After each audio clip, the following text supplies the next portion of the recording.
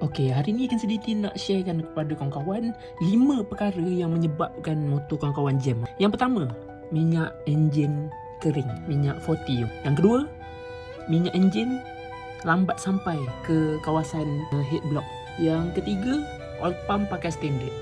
Kalau block 53 masih sesuai lagi, kita pakai oil pump standard. Tapi kalau kita punya dah pakai block 56, 57, 58, oil pump racing sangat penting. Okey, boleh pakai oil pump racing sedikit. Jadi untuk motor kawan-kawan nak bagus, kalau dah tukar blok, pakai terus oil pump racing sedikit. Okey, untuk elak daripada jam. Okey, yang seterusnya carburetor. Okey, carburetor kawan-kawan kena setting ikut spek dia punya main jet pilot. Jadi kalau kawan-kawan salah pilih pakai pilot atau main jet yang tak sesuai, motor memang akan cepat jam.